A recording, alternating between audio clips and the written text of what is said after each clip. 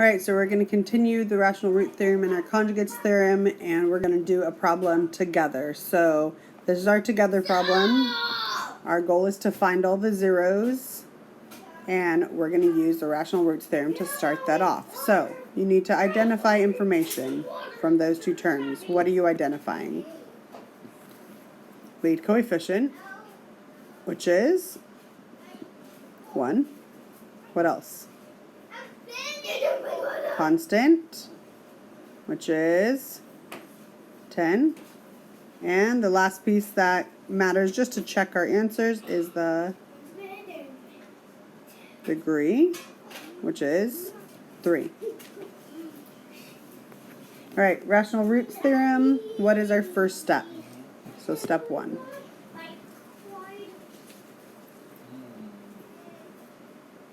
List possible rational roots.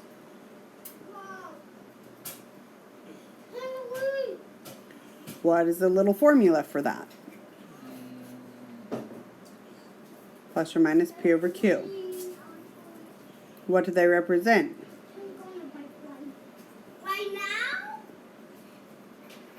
Factors of constant over factors of lead coefficient. So of 10 and 1. So plus or minus, what are the factors of 10? 1, 2, 5, and 10. And factors of 1 obviously are just 1. Okay, so again, pretty small set. We're going to list. Okay, so list those out.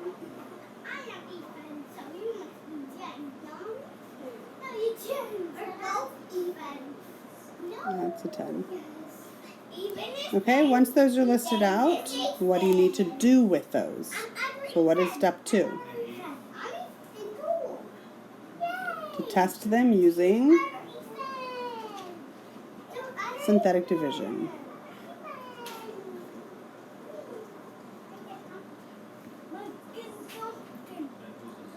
Okay, so I want you to start going through that set. So positive and negative 1, positive negative 2, positive negative 5, positive negative 10. Start testing that set until you get to a 0. So you can pause it right now so that you can do that real quick. And then when you found a 0, hit play again and see what I found. Hopefully we find the same thing.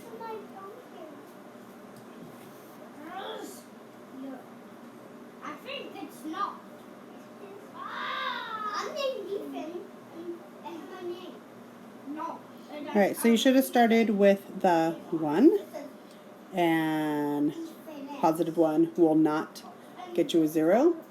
Negative 1 will not get you a 0, but you should have found a 0 with a positive 2. Right? Just in case you didn't, I'll show you how. So if you have x equaling 2 with synthetic division with 1, negative 2, negative 5, positive 10, and we synthetically divide that, so bring down our 1. 2 times 1 is 2. Combine those to make 0. 2 times 0 is 0. Combine those to make a negative 5. 2 times negative 5 is negative 10. And combine those to make a 0. Woo! Alright, so when you are done with that, sorry, apparently her baby kitty is sleeping and I'm talking too loud. So rude of me. Alright, step 3. Once you have found that 0, how do you write it? Rewrite in factored form. So what did we prove in this synthetic division? Ooh, look at me. I'm even doing this in red and it should be in blue. So sorry about that here. We'll make this blue. Bam. Blue. Alright. So, we are using x equals 2, which becomes a factor of x minus 2. And we're going to use our synthetic quotient of 1, 0, negative 5. And what does that become?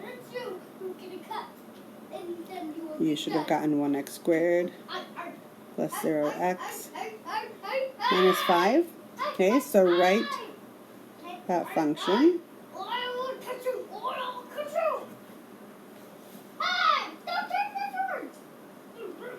Alright, so it's rewritten in factored form.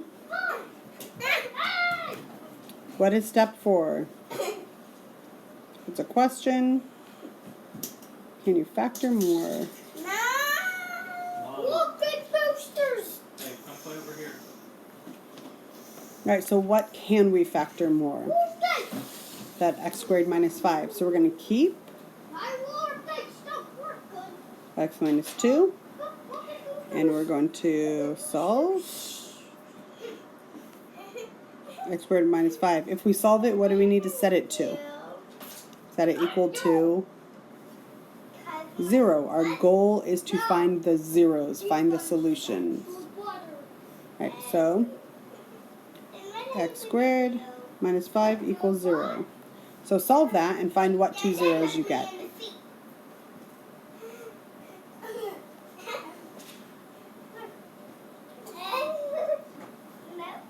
You should have gotten x equaling positive and negative root 5. So those are 2 other solutions. So those 2 factors are x plus root 5 and x minus root 5 following that conjugate's theorem. So our fully factored form,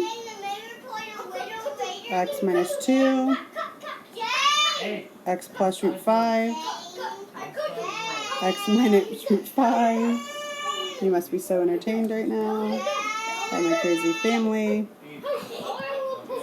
So my solutions to x are 2,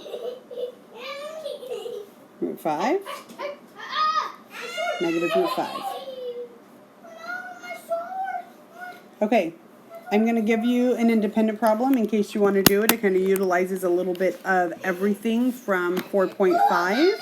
See if you can do that. I'm just going to write down the final solution for you so that you know where you should get to, and it's your job to try to do that. Here's your function.